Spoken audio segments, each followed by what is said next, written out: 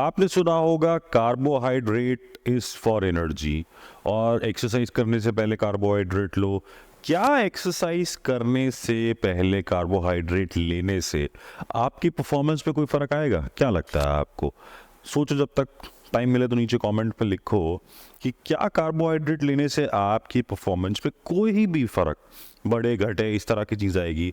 क्या अगर मेरे ब्लड में कार्बोहाइड्रेट है, ग्लूकोज है, तो क्या मेरा मसल ग्लाइकोजन जो ड्रॉप कर रहा है एक्सरसाइज के बाद, specially high intensity interval training के बाद, क्या उसमें टैंकिंग में कोई फर्क पड़ेगा? ऐसा होगा कि मेरा अगर ग्लाइकोजन नीचे जा रहा है तो इमीडिएटली मेरा ग्लाइकोजन जो है वो रिस्टोर भी हो रहा है?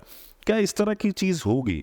तो इसके लिए आज मुझे लगा इस पर बात करनी चाहिए। इसकी एक बिल्कुल नई स्टडी अभी पिछले महीने सितंबर में आई है, जहां पर उन्होंने स्टडी किया कि अगर कार्बोहाइड्रेट मील पहले दिया जाता है वर्सेस 3 घंटा पहले अगर किसी ने ब्रेकफास्ट किया है, तो दोनों के बीच में क्या फ़र्क होगा। और बिल्कुल अगर आप देखोगे तो बिल्कुल अभी की स्टडी है, सितंबर ऑफ 2024।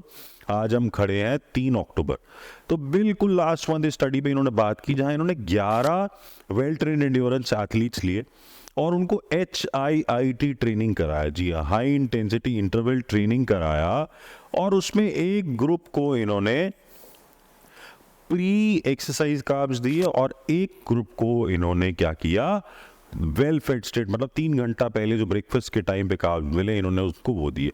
अब इन्होंने बोला कि चेक करते हैं, मसल बायोप्सीज करी गई, 3 एक्सरसाइज चूज करी गई और ये पाया गया कि आपके प्री वर्कआउट कार्ब्स लेने की वजह से कोई भी चेंज, जी हाँ, कोई भी चेंज आपकी एक्टिविटी में नहीं आया था।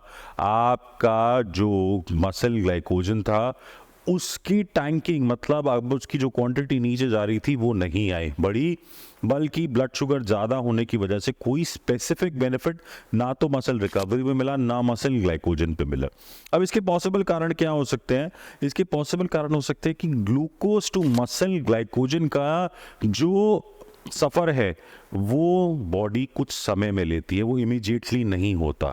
तो इसीलिए आपकी जो वेल फेड मील होती है वो हमेशा आपके ग्लूकोज स्टोर्स को जल्दी फिलअप करेगी, ग्लाइकोजन स्टोर्स को जल्दी फिलअप करेगी compare to pre workout glucose. याद रखना, अगर कंपैरिजन करना है तो आपका अगर एक पूरा मील हो रहा है, उसके 3 घंटे बाद आप एक्सरसाइज करने जा रहे हो, तो आपके मसल ग्लाइकोजन के स्टोर जो है वो ज़्यादा भरेंगे। I will get back to this. तो इसमें क्या बोला गया, अगर हम यहाँ पे देख पाए, स्टडी का लिंक भी मैं नीचे डाल दूंगा, अगर आप देख पा रहे हो कि क्या हुआ है यहाँ पे, We observed no effects of carbohydrate ingestion on net muscle glycogen breakdown or sprint performance during short duration high intensity exercise despite elevated blood glucose and insulin levels।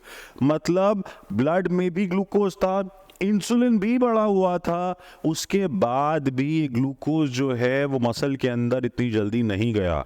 तो जो लोग भागते हैं कि नहीं जिम से पहले कुछ खाना है, अरे कार्ब्स बहुत ज़रूरी है, थोड़ा कुछ कार्ब्स खा के जाने की ज़रूरत है, बॉस आपको कार्ब्स खाने की एक्सरसाइज से पहले ज़रूरत नहीं है। अगर आपने अपने मील में 3 घंटा पहले अच्छे कार्ब्स लिए हैं, आपने अच्छी एक मील ली है, तो वो आपके मसल्स के अंदर ग्लाइकोजन बनाने में बहुत हेल्प करेगा, वो ज़्यादा बेनिफिशियल होगा। यही सेम चीज़ प्रोटीन के लिए भी बोली जाती है, यही सेम चीज़ कार्बोहाइड्रेट्स के लिए भी बोली जाती है कि अपने वर्कआउट से 2 से 3 घंटा पहले अगर आप एक अच्छी मील ले लेते हैं तो ग्लाइकोजन स्टोर्स को भी फिलअप कर देती है और अमीनो एसिड्स का अबंडेंस पोस्ट वर्कआउट आपके लिए क्रिएट कर देती है। तो ये बहुत अच्छी स्टडी, जिसने बोला कि ज़बरदस्ती भागो मत कि प्री वर्कआउट कुछ तो लेना है, प्री वर्कआउट कुछ तो लेना है। उन्होंने क्लियर बोला कि अगर ग्लूकोज बढ़ भी रहा है, इंसुलिन भी बढ़ रहा है, उसके बाद भी, अगेन मैं बोल रहा हूँ, उसके बाद भी मसल ग्लाइकोजन नहीं बढ़ रहा, ज़्यादा ब्रेकडाउन हो रहा है